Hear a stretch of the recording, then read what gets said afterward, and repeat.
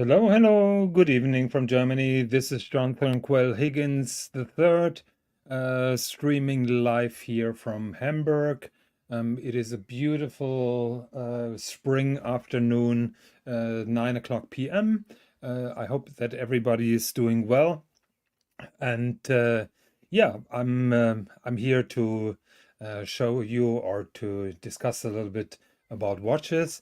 Now that we can get the discussion started, I'm posting the link here in the comments because it's always more entertaining when I'm not by myself. A little update here about the channel with Elite Horology roughly 2 months ago. In the meantime, we have over 1,500 subscribers. No doubt, some kind soul paid for some paid subscribers. I guess that the real number would be around 500. A lot credit goes to Patel Philippe or the Lux report because he's bringing in the new members and with his Lux report. So I highly recommend checking that out. So we have over 1,500 subscribers. At the moment, we have over 100,000 clicks and over 1,250 viewing hours. To monetization, we need 4,000. So please be so kind, don't tune out after 2 minutes of watching those shows. I know that they can be long in the tooth, but I promise I'm doing my best to make it understandable and entertaining. So that is the internal stuff. At the moment, we have a record number of 3 viewers. Hopefully, it's getting a little bit more.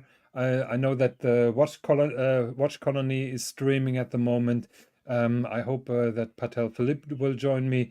So the only comment beside the usual insults from Patel Philippe is by Whole Milk. Higgy, maybe did you go to the Hamburg St. Pauli game yesterday?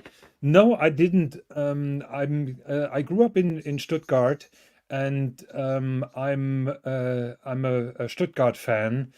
So I didn't watch the match yesterday between Hamburg and St. Pauli.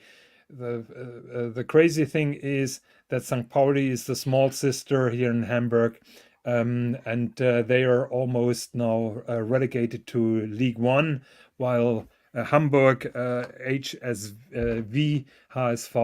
will not make it this year again, very likely. So this duel was very explosive yesterday. Are we talking Hamburg the won. Bundesliga? No, second league actually. Ooh, So way Hamburg, down in the tables. Way down in the tables. yeah, Hamburg football is second league, sadly, since a couple of years, since the big Hamburg club has been kicked out from League One, but well deservedly. So I'm not a big fan of the big Hamburg club. I've been in my young days at St. Pauli. St. Pauli is a suburb, the party part of Hamburg. So St. Pauli is where Reeperbahn is, and they have that little football club in that little stadium where they are drinking a lot of beer during the football matches. Very often they are throwing with beer around, so it's always interesting to go there. Whole Milk says St. Pauli is going to be promoted to the Bundesliga. Exactly. As far as I know, there are two on position 2. Actually, the even more interesting story is about Kiel, who are on first position. So Kiel is in the very north. Nobody takes Kiel seriously, and they are above both of the northern German Hamburg clubs. So it's going to be interesting next year. But my love goes for Stuttgart, and Stuttgart at the moment is third. Behind Leverkusen, who already made the championship. Second is Bayern München, the big rival from the south. Today, Stuttgart beat Munich München 3-1. First time, I think, in 8 years that Stuttgart managed to beat Bayern München. Congrats. It's a big win. Thank you. Yes, my Stuttgart heart is beating strong today. So what are we talking today, Higgy baby? You got a manufacturer Fleury watch to talk about? Manufacturer Fleury. Yes, that is what I prepared. Not sure if anybody's interested in that, but I'm gonna show it to the viewers here. So on my favorite magazine Monochrome, they showed the manufacturer Fleury, the new watch that they created.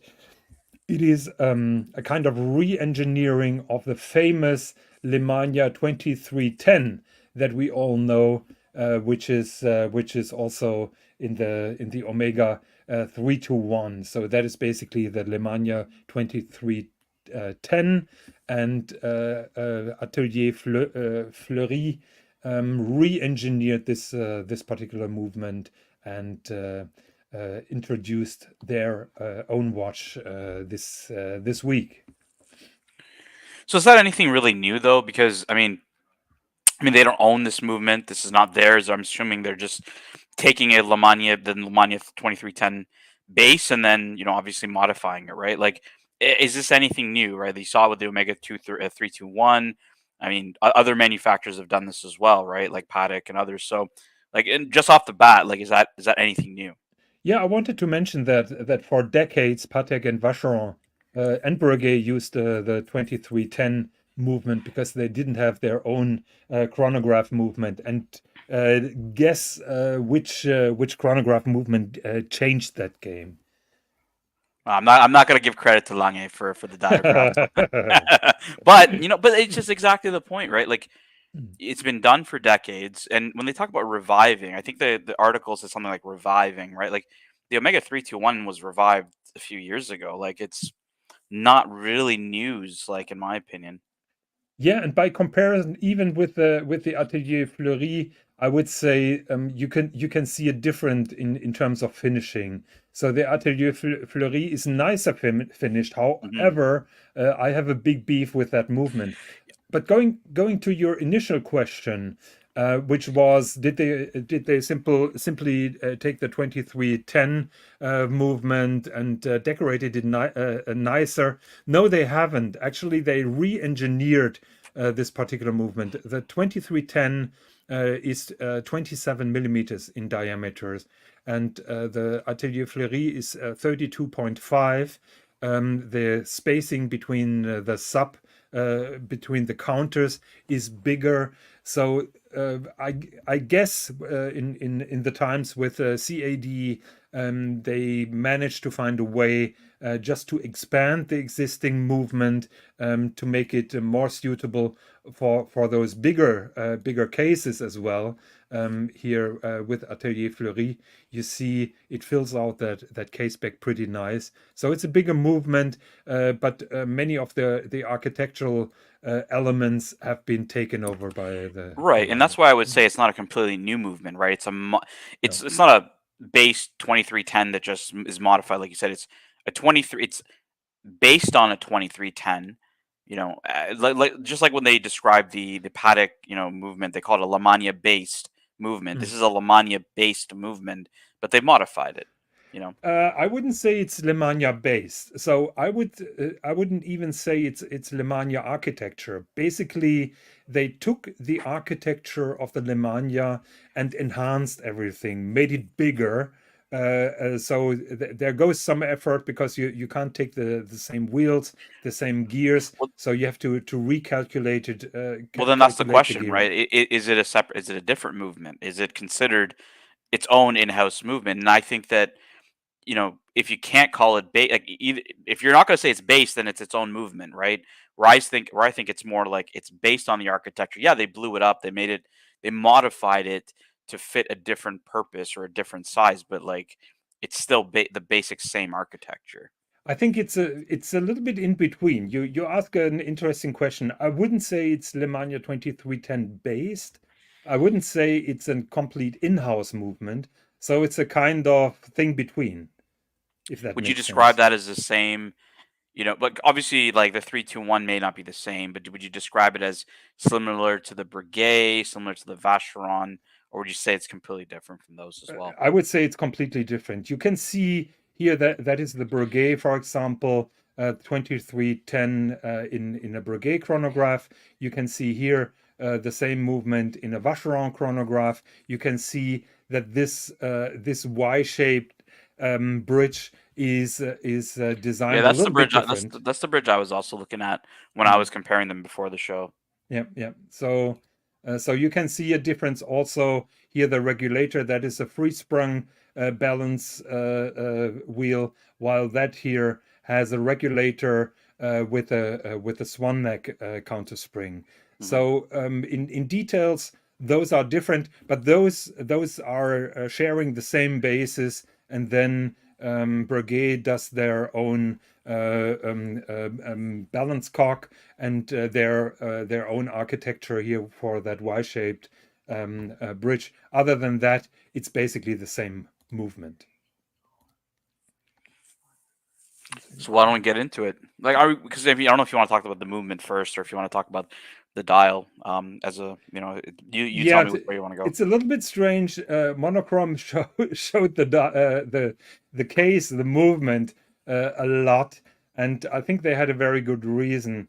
I think this is a very good example for a small manufacturer that doesn't spend a lot of money for a design, for integrating what they had in mind and make it a whole. I think Parmigiani Fleurier was guilty of a similar thing in the past. However, they put some larger effort into their watches than Fleury. So it is of course all a question of money, and the question is it money well spent if you hire a designer for your watches, because that doesn't give you any watchmaking credit. But I think that is too pale. And let's keep in mind this is a 91,000 Swiss francs watch, so it's almost 100,000 US dollars. And I think this is not acceptable for that Now, kind are of. we actually looking at production models? Because I thought in the article it said that these were prototypes. Yeah, this is a prototype. They say the Chronomet logo will be replaced or will be deleted, but apparently that is their idea how the finished watch looks more And or that, less. yeah, and you've dealt with prototypes. Obviously, you've seen Reshepi's prototypes and whatnot, Yeah. and I would say that we do need to be a little like we can't be as fully critical as a production watch. I think because like you said, obviously the certain details like that part of the chronomet that they've disclosed is going to change, but also even in the finishing as we look at it, right, that may not exactly be production level. But look, if you look at the case, like I mean, you got the two-step lugs, very similar to Paddock, the really elongated lugs, two-step. Is it unique? Not really. Um, it's pretty plain. I don't dislike it, but I don't like. I'm not in love with this. I just think it's all right. I don't like you said. It's not really. If you're gonna spend a ton of money on this watch, like I don't think they've spent a lot on the design specifically either. Yeah, that is also my beef. That we see in my opinion, too many independents who are coming out with $100,000 watches. Basically, are startups. I think manufacturer Fleury is not a startup. They are supplying small independent watch companies with tailored movements.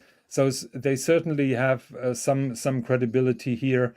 But this is their first highlight watch. They made a manual yoga watch, which nobody really wanted in the past. Let me try to find that out. Find that in a second. No, I mean, I don't doesn't think it's a really. bad looking watch. Mm. I don't think it's a bad looking watch by any stretch. Like you said, and again, this is why I'm being a little less critical because it's a prototype, and it could have some design cues that do change. Um, but yeah, I mean, like the dual, the dual red on the seconds, right? Like it's I don't know. Like I know what they're I trying to do. Like if you can see, they are trying to add subtle details. Like it's not like they're not. It's not well put together. I I hope that there will be an intervention of a kind, and probably somebody's telling them, look, we have to start from scratch with the dial, with the face of the watch, and so I don't approve on the two variations that I've seen. Holmberg is asking a good question. What does that pusher at 8 do? and it doesn't say in that monochrome article, so I can only guess. So this is not only a chronograph. This watch has a date display here, and my guess is that this pusher is setting the date. Yeah, because that's both date and in that little disc in between, it's the it's like a day-night indicator, right? Yes, day-night indicator for the time. I would. What do you think that pusher will do? I think it is I mean, for yeah, it's the only stability. thing that can really explain it, right? Yeah, Like, I because don't it's really. not a rattrapante or anything. You know what's interesting is like Mhm. even why do you need a day-night indicator on this watch? It's manual wind chronograph. Like at what point are you really going to need day-night on? I don't understand the purpose of that. I think that so if I were the watchmaker, I would how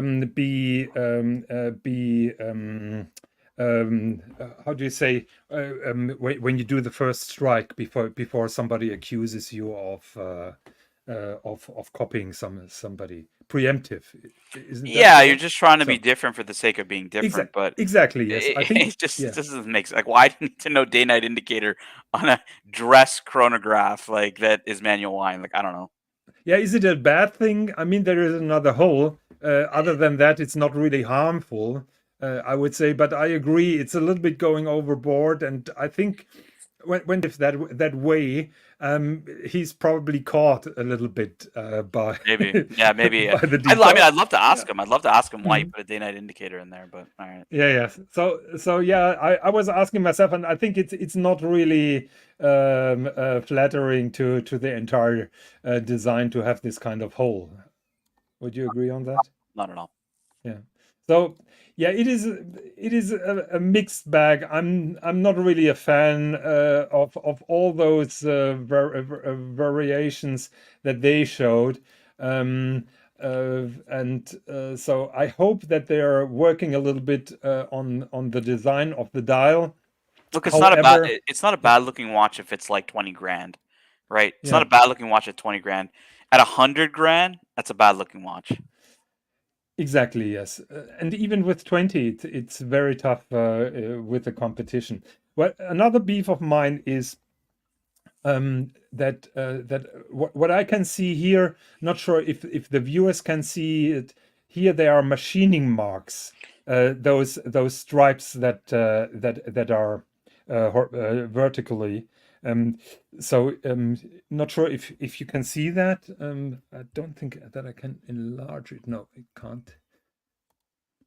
Is it possible to see those machining marks here? No, it's not very Okay. easy. So from this angle, you can clearly see machining marks that are not really carefully polished out. My feeling is that all those parts are machine finished. The anglage is done with a machine. As far as I have seen, hand finishing looks different. Maybe that spring here, those levers for the heart reset are hand finished, but those certainly the big cocks and bridges are machine finished, and Yeah, you I'm know not what? really a You know what? fan. Let me share my screen. I'll Mhm. be able to pull it. I'll just be able to pull it up really easy for you because I can blow this up a bit better on my computer. Okay. Um, Here, I'll add mine. So you're seeing it like, hold on. Let me just make this bigger. Like you'll see it like here. Wow. We can't see it on the screen actually. Here we go. Yeah. Yeah. Like it's very clear there because Mhm. you can see obviously the light reflection off of Mhm. it, and then you can definitely see and like. But again, right? This is what I said at the start. Is I don't know if I should take this with a grain of salt because these are prototypes. Like they may not be completely production finished, right? Well, do you think they will change the process of anglage in the final product when they're doing the prototypes with a machine finishing? I mean, I don't think that they wouldn't, but you know, I mean, quality control. They may not run them through quality control, and at the end of the day, right? Like people, it's a very small manufacturer, and it's handmade stuff. They could be there could be mistakes, right? So it's just strange that they would like let some like monochrome photograph that if that wasn't the case. So, I mean, for 100K, yeah, I would be expecting hand finishing. I wouldn't be expecting, and I would be expecting that all the machining, marks are cleared away, once the finished product comes out. Yeah, and coming back to my point, this is not a startup. So this is a kind of small established studio, Mhm. and you're giving a kind of name card with those watches. I understand the pressure, the time pressure that always happens with those new products, but you're handing out a business card, and a business card that looks so bad for a 100K watch. I'm and also I don't like the primitive shape of that balance cock, for example. That really looks like somebody put no effort into making it half decent, half beautiful. I mean, we're talking here about 100K watches, so they're competing with Lange Datograph. They're competing with a Patek chronograph. They are competing with other chronographs in that field. And I would expect a little bit more effort from a small company when it comes to the design of those parts. Yeah, but in a sea of Geneva stripes and I'm not talking. it's I'm all I'm saying. What else are you gonna be like? Are you asking them to decorate it a bit better? Are you asking them to design it a bit better? Like, well, the design is so simple. It could be out of $120 but that's Seiko. the point I'm making, right? Is in a sea of very elegantly or exquisitely decorated and even designed pieces, it seems like this watch is trying to just take a very monochrome Here, have a look. aspect. No, no, I Have a know, look. but this is exactly my point. Is in a sea of balance cocks that are elaborately finished, and or designed in a different way for beauty. Like I think that that's not what this movement. I don't think that's what they're trying to do. I think they're just trying to be very monochrome and just being very simple. Yeah, To but you can to be. be different. I think that's the purpose, is to be different. Yeah, but when it's profane, when simplicity is bordering to profanity, then you have a problem, and you have a problem justifying your price. Yeah, I mean, I wouldn't go so far as calling it profane. I think it's, I think it's boring, maybe is a better term. And I think that's It's where, lazy. It's well, lazy. I would say it's boring. I wouldn't say it's lazy. I think they did it on purpose. And for that, it's just boring still, right? Like, even if you did it on purpose, it's boring. And it still doesn't really justify the 100K. They did it on purpose because they designed it that way. They could have designed it otherwise. No, definitely. By Definitely. the They could way, have. can you see here that screw head that is damaged by a criminal watchmaker on that breguet? Criminal watchmaker? I mean that I mean, it's somebody could criminal to leave should it go like to. that. Yeah, yeah, yeah, yeah. Yeah, somebody should go to jail for Yes, yes, yes, yes, that. yes. Yes, So yes, yes. that's really terrible. And MCM was saying in the chat, looks similar to Moser level finishing on most parts. Mm, disagree. I disagree. I think Moser puts a lot more effort into finishing off their watches. Let's just check um, their their open work tourbillon that I like so much, and I prepared another Moser a little bit later. So let's have a look here. Present, share screen. Okay, we have here the Streamliner, Tourbillon. I would say that finishing is far better, far nicer.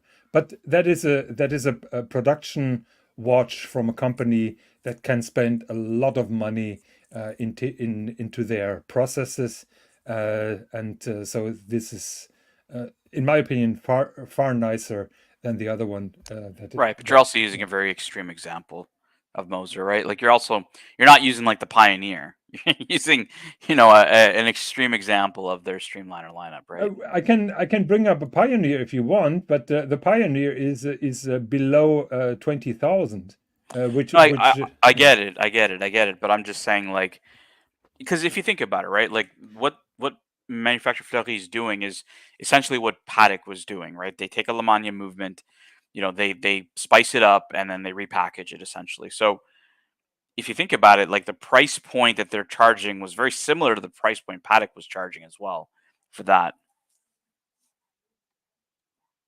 And essentially, Paddock also uses machine finish and hand finish at the end as well, right? So it's quite possible that they just didn't completely finish the anglage. Yeah, could be. Keep in mind one point here about the anglage that are almost overlooked. Now I have difficulties finding this particular piece again. Keep in mind those that movement has a black coating, so you can't work after that on the anglage once it's coated. Do you understand what I mean? Yeah, I So do. But like I that is said, it. right? Yeah, it's just, but like you said, right? The prototype Reshepi also had some pretty rough finishing. You know what I mean? Yeah, And you yeah. still photographed it and you still released it, right? And if anybody saw that and said, "Oh, like," and they would take the production model as face value from the prototype, I think is a bit unfair. That's why I'm not being as like critical to the T to say that this is going to be the case for this watch. Okay, you're defending it, so be it. We are very often about finishing processes, and I found a super interesting article on the Rolex forum, where one of the members showed incredible pictures before and after, and of course I can't show them here. Why doesn't it open? Can't believe it. Can I send you those pictures? Is Maybe you it can is it a send it. link on Rolex forum? Just put the link in the private chat. I can pull it up. Yeah, 1 second. And while you do that, MCM says most Moser bridge anglage is machine finished. I know that, but it's done better than than that one. So 1 second. Yeah, just drop it in the private chat. I'll pull it up.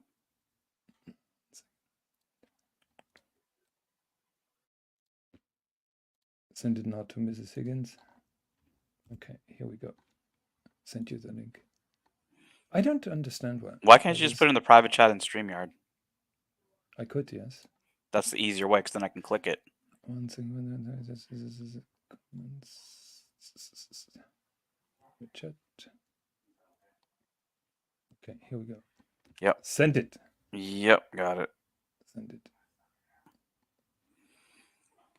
All right, Rolex forums, ladies and germs. Rolex forums. Let's have a look. All right, where am I going? Yeah, here it starts. Size comparison of a toothed wheel, which is not finished on the toothing, but you can see the anglage here on the spokes and at the inner rim, and you can just see the size comparison with the match head. We are talking here, or we are pulling up pictures that are really enhanced, very big, but those parts are really tiny, and I think it's fantastic to see those finishing details. Then he's pulling up a Mont Blanc as a good example for finishing. That is a Minerva. He has a point, but there are some cooler images to follow. Can you go a little bit more down? Ooh, a Panerai. This is what you wanted on the screen? I didn't know this was Machine part finishing. Machine finishing as a contrast. I thought this was going to be your example there, Higgy Baby, as a watch with excellent finish. Do you want me to pull up that Periscope article? Well, no. He writes it. He writes it here. No hand polish, all done by machine. Yeah. Where it shows that Panerai only does the perlage on that little gaps that are visible between the bridges. Oh my God. Yeah. So here, that for example is Petermann Beda, one of their escapements, and you can see the raw part and how it looks like when it's finished. I mean, that is speaks for itself, I would say. Beautiful. Another one.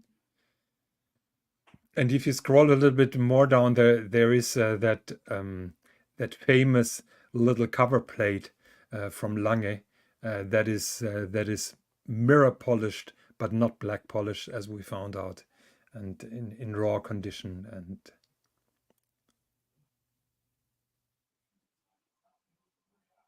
It's Romain Gauthier. Here you can see the artisan working on a toothed wheel. I mean, that is incredible.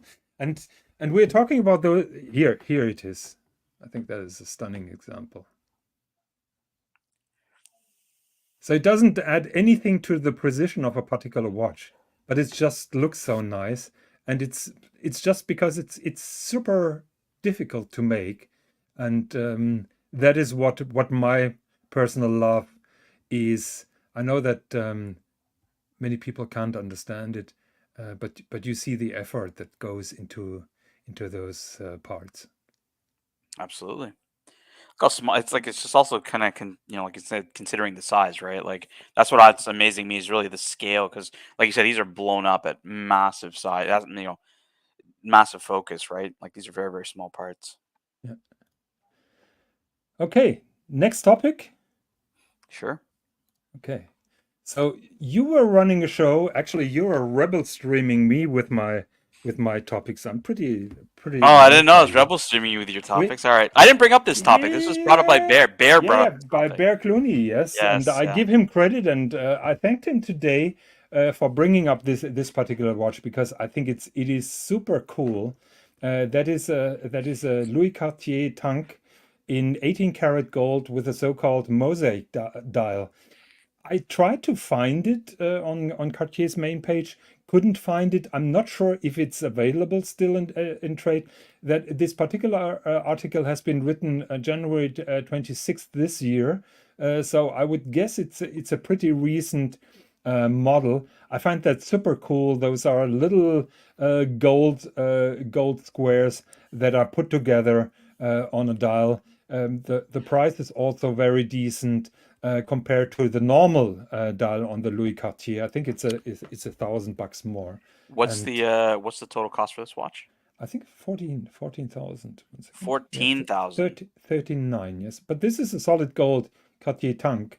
And yeah, 13.9. And he says that is a $900 premium over the same yellow tank with a plain black lacquer Wow. dial.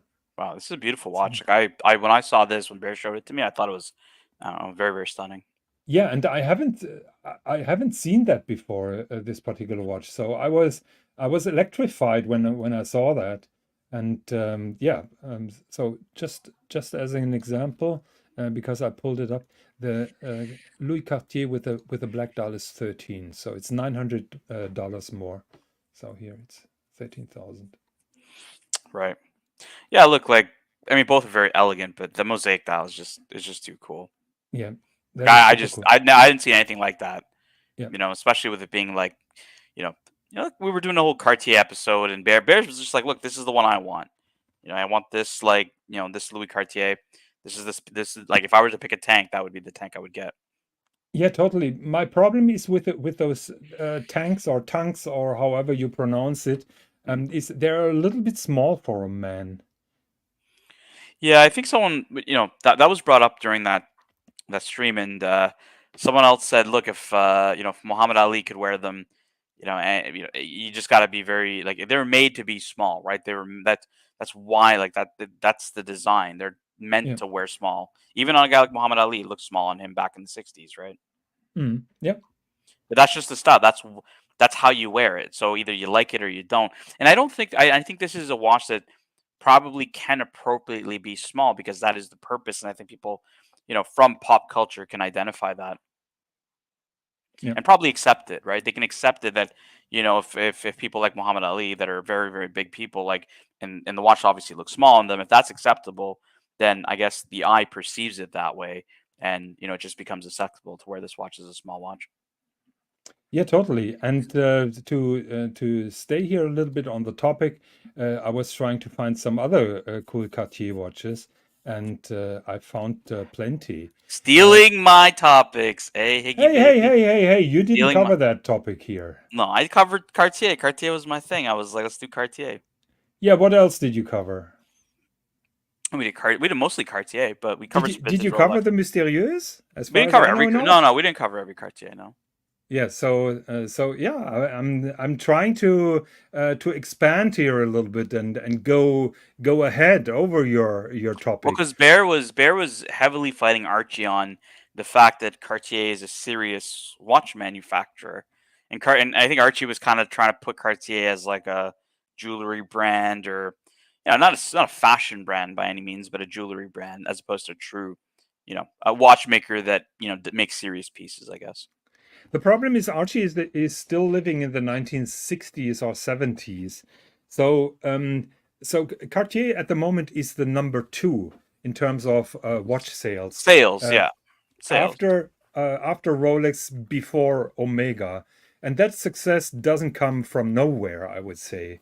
And they have those incredible pieces, just like the one that I have here on the screen, but they manage to be really successful with their normal product lines, which is the tank in all kind of variations, which is the Santos, the Panthère, the Roadster has been discontinued. Everybody wants it back, and so on. So, but they have a pretty competitive product line, which is different, which is very which is very typical Cartier. I mean, if you remove the Cartier logo on any Cartier, people will identify it immediately as being a Cartier. Yeah, I could say that's fair, especially with the capuchon. Yeah. I'd say it's fair. And you have to remember from where Cartier comes. So Cartier used to be the three Cartier brothers, one in London, one in Paris, and one in New York, and everybody did their own watches in very small numbers. And then a guy called Alain Dominique Perrin came. And do you know a little bit about the No, background I of? don't. I don't know too much about the history of So Cartier. Alain Dominique Perrin, he was the CEO of Cartier, I think, in the 1980s. He was actually a lighter guy. He worked for a factory that made Cartier lighters, Okay. and his idea was to make this elitist company Cartier, who only made gold watches, who had a great heritage, but were totally out of touch with the normal people. And his idea was to democrat luxury, and his idea was mas de Cartier. So instead of gold, he used vermeil, so silver, which was gold plated, and Mhm. that was a tremendous success because all of a sudden Cartier watches costed only a tenth of a regular Cartier watches that was available before. Yeah. And the sales number were going crazy on those watches, also on the lighters, also on the glasses, also on the attaches, and so he made that success possible that you see on Cartier, what Cartier is today. Yeah. I mean, they still have a lot of accessible watches. Mhm. Like you said, in the Must line, like and a lot of their watches, steel watches that are quite accessible. And one thing I think in my show that I can't remember who exactly said in the chat. It was either CB or Patek Chris in the chat from the other show had said that Cartier is actually a brand that is pretty accessible. If you want something that they have, on the website and it's not available, like you just gotta wait. And they said even if you want to crash, they're like if you really want to crash, you can get one, and you can get piece uniques as well. You just gotta wait. So I think that that's also a good thing, that this brand is accessible not only on the low end, but, in this whole sea of big brands and accessibility to watches you want. Like, it is interesting that, you can pretty much get whatever you like. Yep. Yeah, totally. And I think a friend of Swiss got a crash. Yeah, that He was a just walked in. fantastic that was a fantastic story. Yeah, I heard Mm, that story where mm, in Geneva he just walked into Cartier and asked for a crash and they had one and they sold it to him. yeah. But again, right? Like think about it. That's a true wait list. If you walked into your Rolex AD and you said, "Hey, I'd like to buy a Daytona," and they say, "Yeah, sure. Put your name down and we'll get it to you in 7 years." Right? Well, if it truly was 7 years, people would do it. That's kind of what it's like with Cartier. Is yeah, I want to crash. Well, hey, it's going to be 8 years. Okay, I'll wait, and then you'll get your crash in 8 years. Yeah. I remember when I was starting in retail, Before I started with the AD, I was hooked by the Rolex advertisement. Mhm. But for some reason, I can't tell you where, I heard of Cartier, and I had that idea of Cartier in my mind, that it's super expensive, very jewelry, like basically like a vintage Fabergé egg. And I was surprised that they were making two-tone watches that were at the price of Rolex. And I always held them in high regard. Actually, the Panthère, when it came out in the 1980s, was an amazing quality watch. It was a quartz watch, yes, but the bracelet was a unique quality that was not matched back then. Keep in mind, back in the day, Rolex had those tin can buckles and all this stuff. So um, Cartier really were going towards the normal public, to the normal enthusiasts, and were not that out of touch historical brand that they used to be. But honestly, Higgins, like when we say like it's a jewelry brand, or at the end of the day, if you're a watch enthusiast, if you're a watch collector that truly is collecting all kinds of watches, and you love watches, like to me, it's what does it matter? The design, especially as a jewelry brand, like a lot of what watches are about is design. You would expect that a jewelry brand would have a very very unique design, and potentially an inspiring design. So I do really like a lot of the designs of the Cartiers that are out there, and yeah, I think that it's not a bad thing. If it's a jewelry brand that makes something that's actually of a quality product. Maybe it Oh, doesn't have maybe it doesn't have all of the horological history, or even firepower that some of these high end high horology brands bring out, but it's still pretty cool stuff to me. if I sounded like that, you totally got me wrong. I was surprised. I was No, I know mind you. blown. No. You're not sounding like that, Yeah. but I'm just saying, like, when people say it's a jewelry brand, right? Like, Mm. they kind of, watch collectors or enthusiasts. We look at that in, like, in a negative context. If you truly love watches, understand that watches at the heart are jewelry. And they're meant, like, you're not gonna put something that looks really ugly on your wrist just because you can appreciate the finishing, right? You're gonna put something that looks good first and foremost. So, to me, if that's the heart of it, jewelry, if you're a jewelry brand that can design a well designed, nice looking watch, like, I don't see anything wrong with it. I totally agree. I mean, I was saying that for years, that watches are the only socially acceptable kind of jewelry that a man can wear. Outside of your wedding ring, I would say. Yeah, but is that really a piece of jewelry? Oh yeah, for sure. Rings are jewelry. Of course they are. Mm. I disagree a little bit. I mean, I well, think, what purpose, what functional purpose is your ring doing for you, well, Higgins? it is a statement.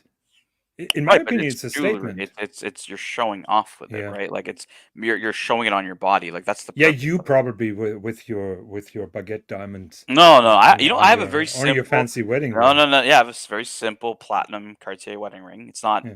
no diamonds, no nothing, but Yeah, yeah, it's Cartier jewelry. engraving on the In the outside, grave, yeah, yeah. No, a little inside, bit inside, outside. Show off. inside. No. Yeah, no, but I disagree. I think a wedding ring is more a statement than a jewelry piece. But I think men have a desire to dress up, or yeah, to beef up their appearance, and watches are socially acceptable. It gets different with earrings or with other kind of jewelry. Some people can pull that off. I'm being a boring pale German, certainly can't do. I don't even wear a tie clip or anything. Mm, Did you ever wear a tie clip? no, never wore a tie clip. Okay. So Cir- what You're showing what me circular Cartiers. Circular Cartiers aren't everybody's favorite, especially not like the Ballon Bleu. Do you like the design of circular Cartiers for a man's watch, or um do you find it a bit effeminate? I prefer them more in square shape, but the problem with those mysterious or mysterious watches is they should be round, because you can hide the mechanism a little bit better behind the round shape. So I'm pulling up here high-end Cartier watches, mysterious watches. The mystery is that is totally transparent, and it seems that those hands are not driven by anything. The secret is that they are connected to sapphire discs that have a toothing behind that minute track, and that is where they're driven. I think I have a picture of one without the dial. Yeah, here you can see how the functionality is. So basically, what they're doing here is they build the movement and have a little hole, and then they're driving that tourbillon in that case on sapphire discs that are connected then at the periphery here outside. But that trick is amazing and mind-blowing, and that is something that Cartier always did and always did very good. Yeah, you can't tell me that this is not a serious watchmaker. You I know, mean, like they're not just slapping in, basic movements and, putting it into, random cases, as the only thing that they do. So I think that they have definitely, heavy firepower at the top end. You do have totally. you do have some fans that don't want to talk watches and are asking when you're going to show them more of your Bond collectibles. I have to open a different channel for that. Bond collectibles. We can make an evening about Bond collectibles if the viewers really want that. I don't want to bore everybody with my James Bond stuff because it didn't go well when I was showing them on the dungeon. But if there is a popular demand, please write at ceo@archiluxury.com. Yes, yes, yes, yes, yes, yes, yes. Yes, and yeah, maybe we can do a show about James Bond collectibles. Why not? I'm open to that, but I must prepare a little bit. First of all, I must get a tripod for my iPad or for my phone, because freehand is always difficult to make. Thanks for the suggestion. So here, that is my favorite here, the Mas Mystérieuse. Did you hear of this particular watch? Is this one in platinum? Because I'm just trying to think. In platinum, it's always with the ruby. So Rubies, the yeah, redstone yeah. always indicates that it's in platinum. Platinum. But that is not the special thing on this watch. No, I was Basically, trying to figure it out if it was platinum or white gold. yeah. So this is platinum, and you can see here the rotor, and the trick is that the rotor is the movement. So that rotor is spinning around. By the way, that is Carole Forestier, the watchmaker who is behind many of those things. She's now working at Tag Heuer. She's responsible for that split second Monaco that has been introduced recently. So she's now at Tag Heuer, but she's the mastermind behind many of those developments. So the Mas Mystérieuse, as you can see here, so the entire movement rotates like a rotor. It's a functioning rotor, but the rotor has the movement inside, and this is all then connected with those sapphire discs invisibly, and there's a lot of technology here in that Now, ring around. would you see maximum arm hair if you had this on the wrist? Yeah, so I would do a Mr. GMT and certainly would shave my Yeah, arm. I think you'd have to if you want to wear this watch. Yeah. So here you can see how complex that is. It looks easy. It looks easy from that angle, I would say. But then when you see the construction, how complex that is, you can see what kind of genius is doing those pieces. I actually got to run, Higgins. Thank you, I'm sorry. I had a few things I had to do at the top of the hour here, so I will have to see you next time. But I will be in the chat. I'm just running out, and if you need anything, like if you need me to pull something up, just let me know in an emergency. But I need to just do a few things around the house. Thanks a lot for flying by. You have a good rest of the day, and thank you very much always for your help. See you guys. See you. Bye-bye. So we posted the link. If anyone else wants to hold my hand, please be free to do that. So here you can see this Mas Mystérieuse at work at certain angles. I tried to find a YouTube clip, and the only clip that that I managed to pull up is that one, which gives you an idea how this looks in real life. Let me see if I can pull that up. I'm muting the sound because that's not important, and I'm trying to play this. So here you can see the rotor spinning around, free floating in that Cartier Masse Mystérieuse.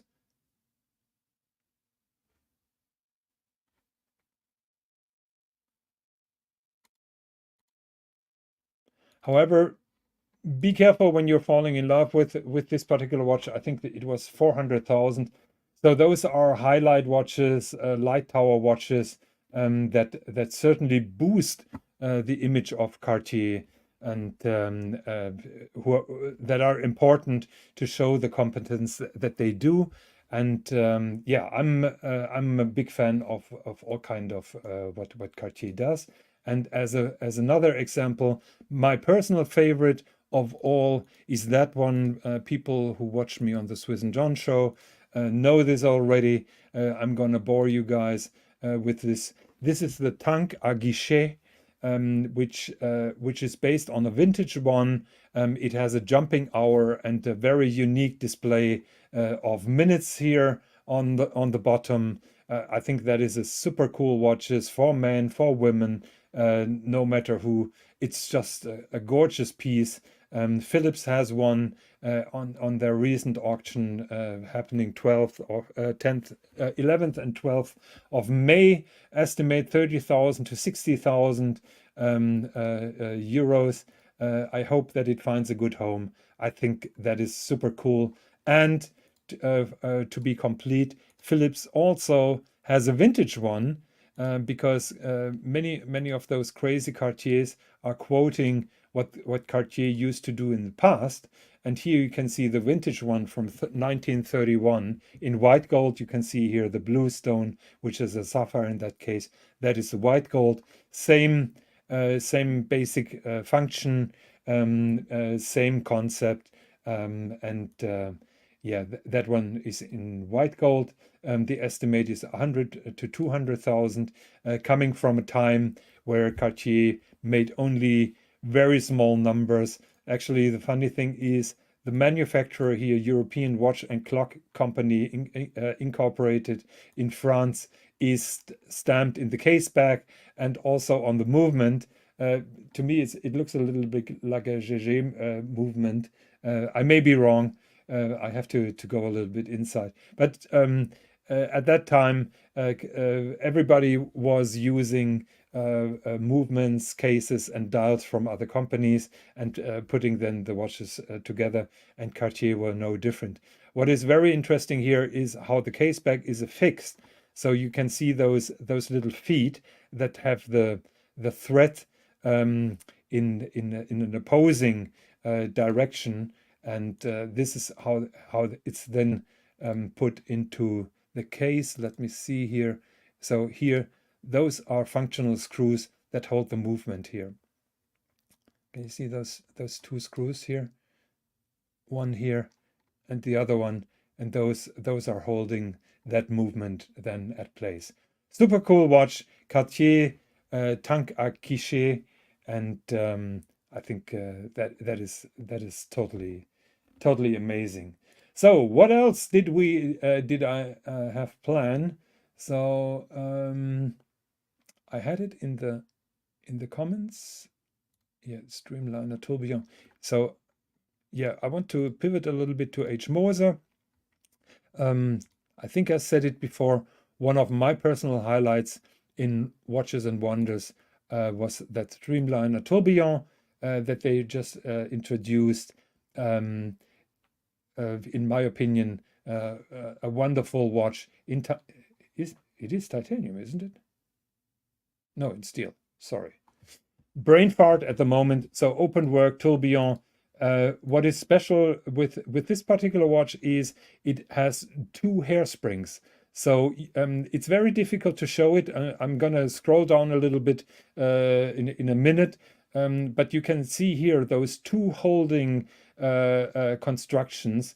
You can see that is double. Usually you only have one when you only have one hairspring. Here it's double, so that is an indicator that this tourbillon has a double hairspring. Unfortunately, the pictures are not really good that you can see the double hairspring. You can only see the attachment points here, which is a little bit a shame.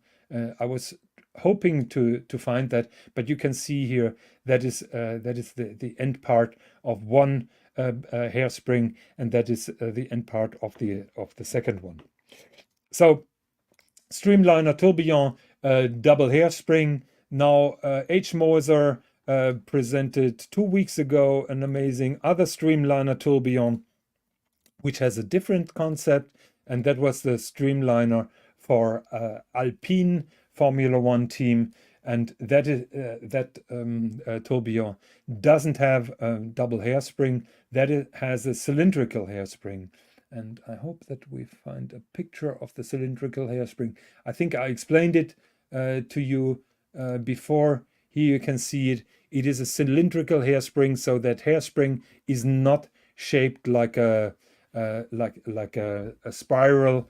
This is cylindrical. You can see here the attachment point. There's only one because there's only one cylindrical hairspring, and that is how old marine chronometers have their hairspring formed. The idea behind is that the breathing, the expansion and contraction of the hairspring is absolutely symmetrical on this, while if you have a spiral, there are always a little bit tiny differences and inaccuracies.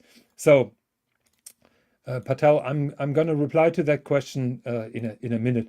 So in my opinion, a beautiful color code here. The Alpine Formula One team has blue as color. H. Moser made it limited edition of 100 pieces. I'm astounded how well the Streamliner case can be combined with a rubber strap. Have a look at that here. Looks absolutely fantastic. So far, I thought Streamliner, the metal bracelet, is the star of the show. I think even on that rubber strap, it looks absolutely fantastic. I'm a big fan of it, and I think the price for this tourbillon is still fair.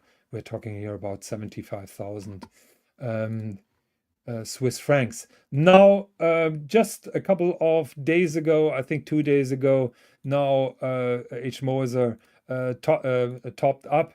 They changed the blue color code now to pink or purple. There is a Formula One race going on in Miami over the weekend, and they made that purple color code, same watch, different color, limited edition of 20, also to celebrate the Alpine Formula One race. And I'm not sure if we can see the car in the purple library. No, didn't get it. So yeah, that is that is the newest one from H. Moser. Personally, I would go with the blue, but opinions are different. So Thomas Burnett, hello, good evening, Thomas. Thomas, if you want to hop on, you're welcome. Thomas Burnett says, this watch reminds me of the MB&F legacy machine with its small dial, and also the Arnold & Son Luna Magna. You're not wrong on that. 1 second, let me pull up here. H. Moser. No, MB&F. MB&F legacy machine. So let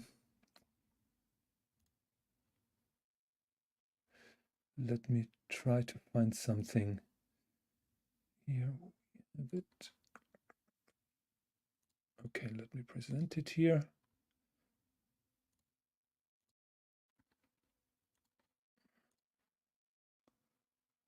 So here I brought a legacy machine on the dial. So you can also see the little sub dial that shows the time, and the prominent balance cock in the middle of this particular watch. There are similarities, yes. However, in my opinion, that prominent balance cock or that bridge for the balance wheel is something that I personally don't like on the legacy machines. I understand the concept that is behind it. I'm personally not the biggest fan of those. Now, Patel Philip asked a question about the Keith and Heuer releases that have been presented and discussed on every watch channel, and I'm gonna do that as well now. Let me check here with Hodinkey. So being a child of the 1980s, of course, we all wanted the Tag Heuers, the Formula One watches. Those were the swatches before Swatch was born, or the higher end alternative to Swatch, because they came from a reputable brand. There was a kind of collecting concept behind those back in the day. A massive success for Tag Heuer because it was winning them a lot of young people who were not the traditional Tag Heuer clients, because they were easier approachable. So a normal Tag Heuer was starting at 700-800 for the simple one, and those Formula One watches were around 200 Deutschmarks, I'm talking. So a total new clientele. Young people got interested in the brand, and probably Tag Heuer is still benefiting from this kind of hype. Recently, there have been collectors for those Tag Heuer Formula Ones, and now a fashion brand called Fieg. The owner is the owner is Ronnie Fieg, and he made a video, a presentation on Hodinkey, and we could see then what was coming. So he's now doing a reintroduction of that Tag Heuer Formula One. Basically, he took the design, he took the dimensions, he took the ideas, changed the colors a little bit, and now is selling it in his own fashion stores. My personal favorite is here the Hawaii edition, which resembles a little bit of a pineapple. So he's selling that exclusively in his Hawaii location. I really like the idea. What I don't like is the price, because those are starting at $1,500 for a quartz watch, which is mainly made in plastic. Yeah,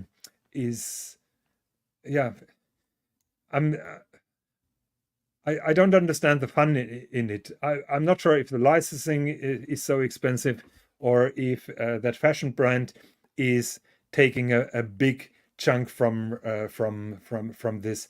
I think it's too overpriced. I think if they would have kept it at the $500 mark, it would have been something else. However, still very expensive. I'm a fan of the idea. I'm totally turned off by the price, because in my opinion it's just ridiculous, and it seems that Thomas is in agreement with me. So yeah, let's take that from the window here, because I don't want to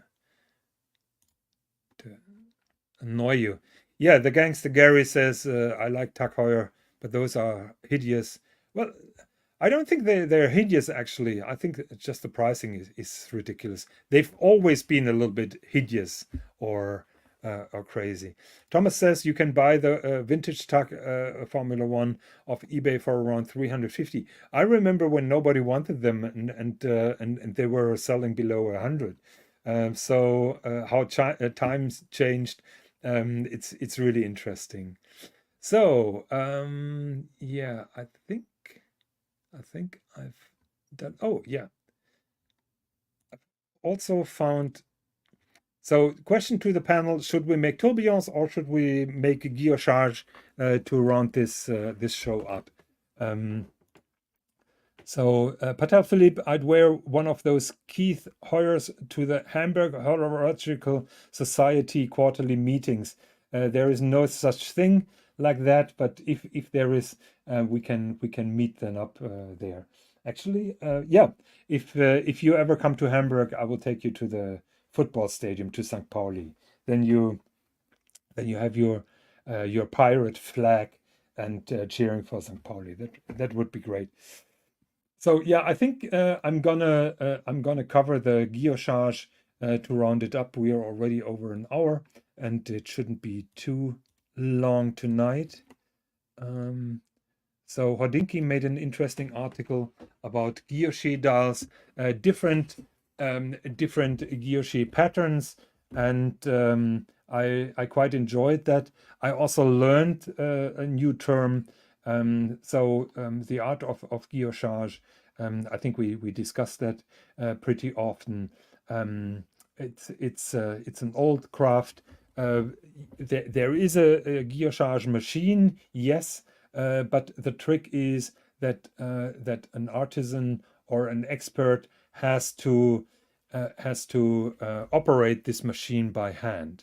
So the guilloche main or hand guilloché is a true term. You can see here my friend who taught me the art of guillochage at the Breguet boutique. That is the guy. His name is Guillaume, and he took 3 hours to teach me and to show me the art of guillochage. So what you can see here, he's operating on the left.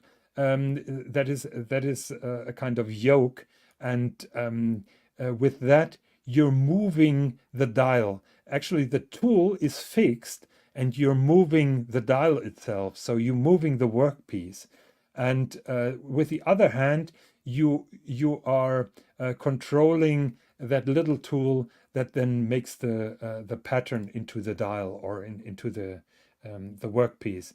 So this is all controlled by hand. He's using a kind of microscope to check what he's doing, and it all depends on his right hand, because the right hand controls the force, how deep the engraving is, but with the hand he also controls the starting and end point of the stroke of the tool. So for example, here on that Breguet dial, you can see that pretty well.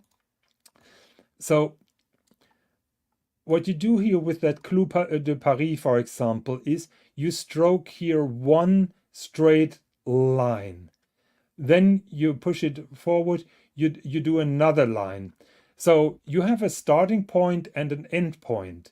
And if you put that start point, for example, here in that field, you ruin the dial. So to cover those starting and end points, they have those grooves. So all those guilloché patterns are separated by those grooves, by those little channels that cover up when you're starting and ending with your motion. Same here. One second. Same here, for example. You can see here those grooves around that little placket that you're not able to identify where the starting and end point is. Very delicate thing. Always everything has to be controlled by hand, and you can see those beautiful different guilloché patterns. Here you can see a wavy dial on Parmigiani Fleury with beautiful hands. Here, this is called flanqué. This is a wavy pattern that can have different things. And I learned that new term flanqué, or I knew flanqué, but I thought flanqué always means this wavy pattern that you can see here in the center, covered by enamel. And what I learned is that you can also have a flanqué dial without a topping of enamel. So a flanqué dial can be plain or it can be enameled. And you can see here that wavy pattern that is also done by that guilloché or rose engine that it's called.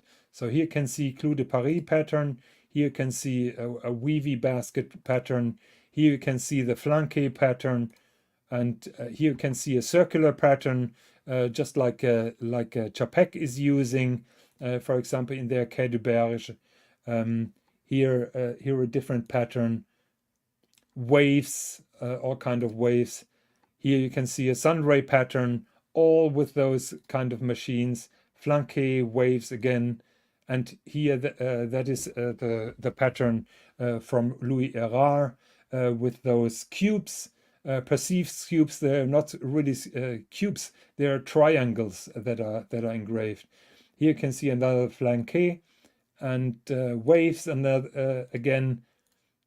Where is the Losange Magique? That is one of my favorite patterns because that is how my rotor on my Celestial Voyager is being done. And also here you can see that it's very delicate, very difficult to find a starting point and an end point for all those strokes that are made. So highly complex pattern. Here you can see those oops.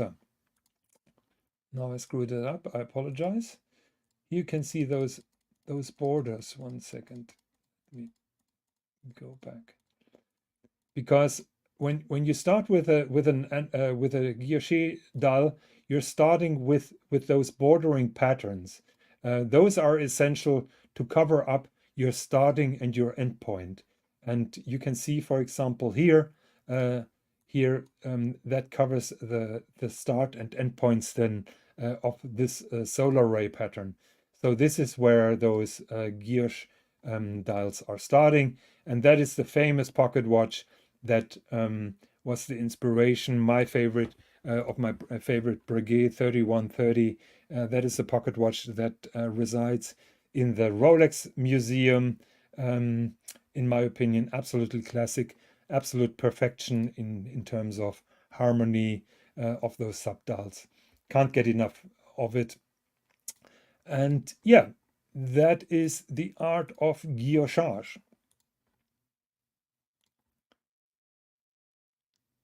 The gangster says Hamburg hasn't been the same since Kevin Keegan left.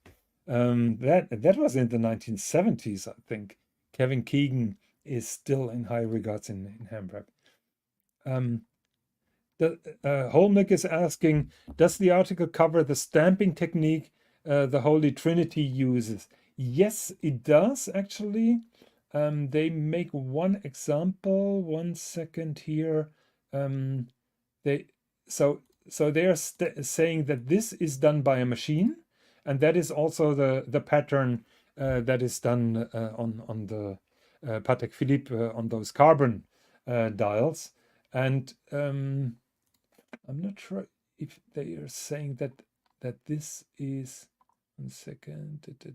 Yeah, they're saying here that Louis Erard is also done on a stamp process. So even those elaborate flanqué patterns you can stamp in. Depends, I guess, on the tools. That is really sharp. I think what you see here, maybe the picture is not good. Maybe the machine was not really good. So I would say that that quality is far inferior compared to that one.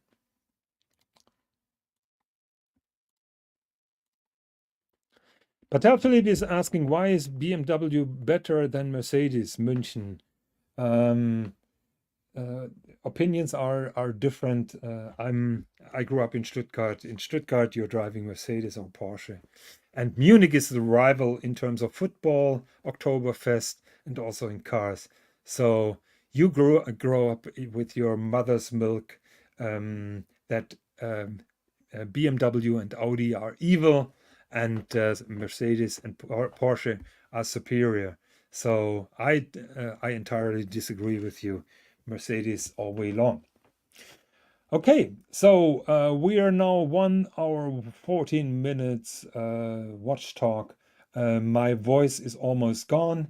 I want to thank you for being so patient with me, for staying in for so long. CB agrees with me. That is very good to hear. Hello, CB. Hope that you're enjoying the show. Yeah, so my voice is almost gone. Thank you very much for watching. Thank you to Patel Philippe for holding my hand. I think I was not that nervous, just like before, like the last week. So I hope that I'm on a good track. I hope to see you all very soon. Again, if you like this, please press a thumbs up. If you haven't, please subscribe, and please help us with the viewing hours. Like I said, I don't want to make money out of that, but I have a charity in mind that I would like to support financially when we are on the way of monetization. But that is a long way to go, and money is certainly not the most important thing. The most important thing is to wear the watches. Next week, I promise you, I'll have a show together with my friend Dodger, who picked up his new Daytona in Berlin at the beginning of the week. He's over the moon, and he promised to join me on the channel, and we will discuss his Daytona in yellow gold with oyster flex. He calls it the Pikachu. I call it a yellow gold Daytona. So I hope that we are all seeing each other in good health. I'm ending the stream. Thank you very much for watching. Thank you very much for being in the comments, and see you very soon again.